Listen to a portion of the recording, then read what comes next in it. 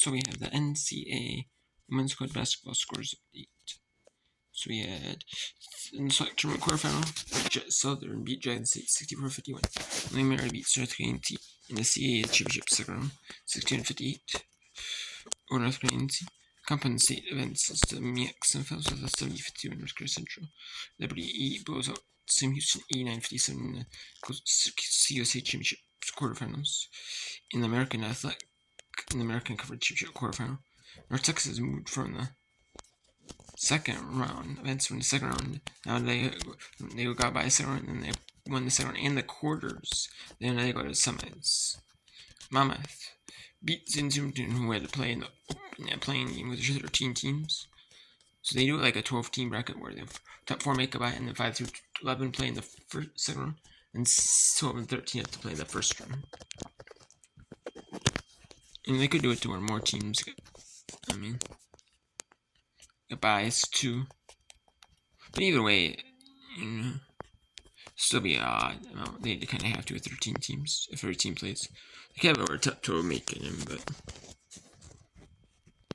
they don't. And then Tarleton State defeats Utah Valley 60-57 in the WAC tournament quarterfinal.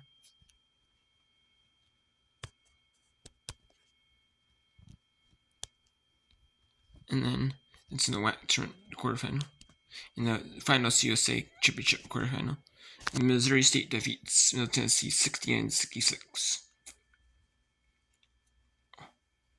Hawaii defeats Cal State Fullerton 72-61 in overtime in Big West Championship quarterfinal.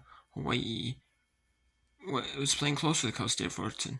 However, Cal State Fullerton got held scoreless by Hawaii 11-0 through the 5 minutes of overtime, and that just shows that Hawaii had a slow start to start the season in non-conference and in conference play. Start all slow. Title. Are they going to be like a good team in the Big West? And this year, and they've proven it now in Big West play with a 7 win. And they've really proved it in conference play. They've lost maybe a few in that little stretch since they had a run, but not many. They've been really good.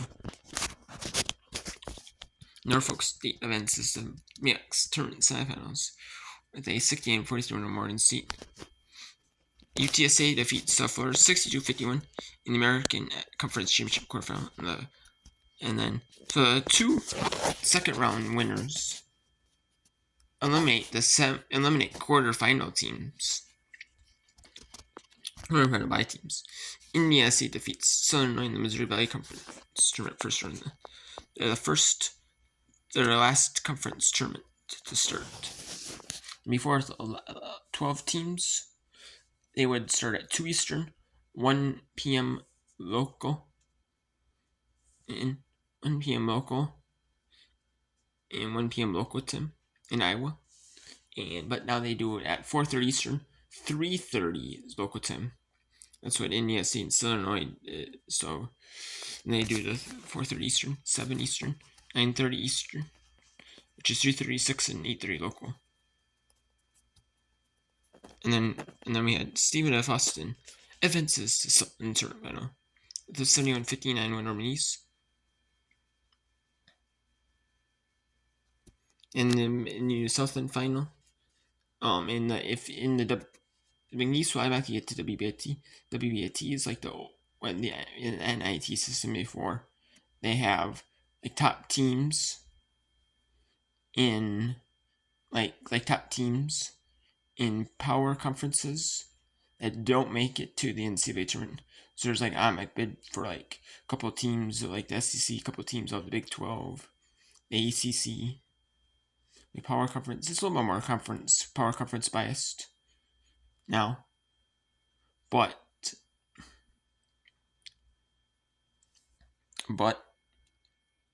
the WBAT does it where I like that now, where they have where the number 1 seeds win the conference regular season title.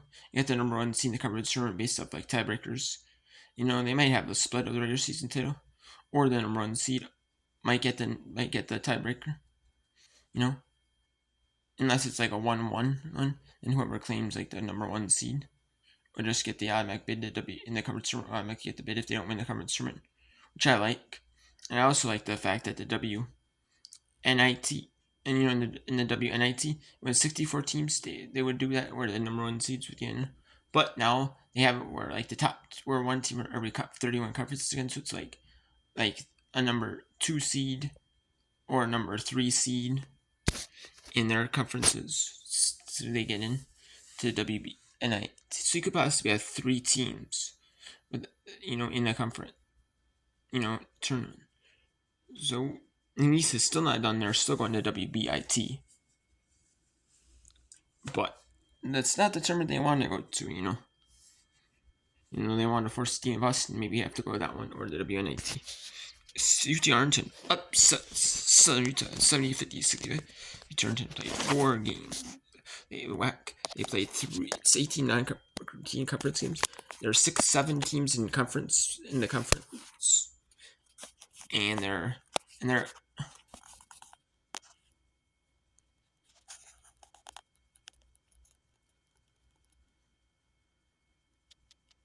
and they now they have a thing with was it like the ASUN, I want to say. They have like a affiliation with them for the UAC. They're having like a deal with them, like so. And then because Utah Valley is leaving the WAC, I get on to 6 teams, so they're going to want to have they are going to want to have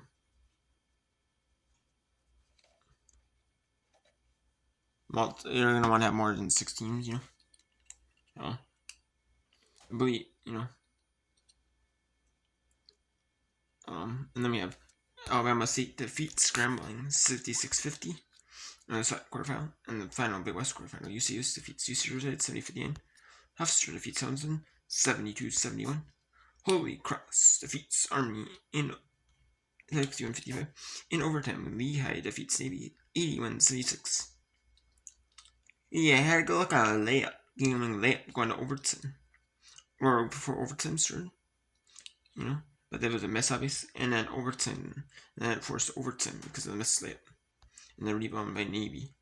Long Island University defeats Mercyhurst 82-64.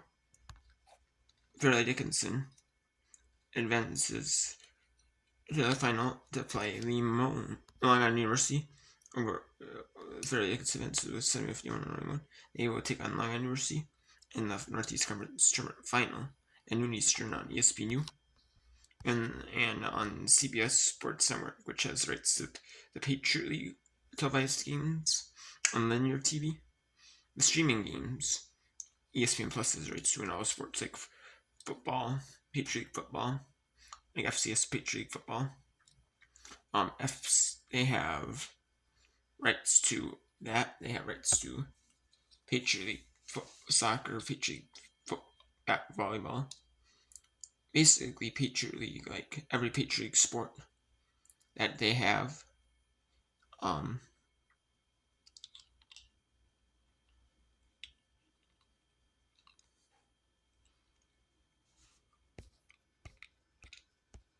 that's an Eastern Seas return.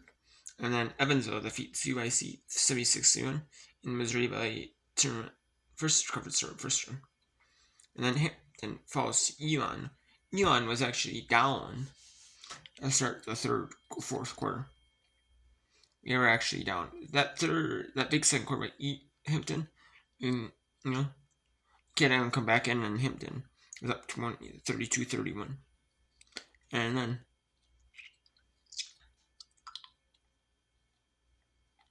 and they were actually up 6. Hampton was actually down 6. Hampton was up 6 in the fourth quarter. But then they lost. They got 21-9 in the fourth. And then Drake keeps Valparaiso winless. 81-55. Valparaiso has not had a win in Missouri Buckets, so it's 0-20. 0-11 in non-conference play, and then 0-32 in with the conference game, which is just someone that nobody really wants to the team or player. But Valparaiso did not play bad, except for that just second quarter. It's kind of been the way this season. One quarter, gets the opponent a little more separation, and just can't come back.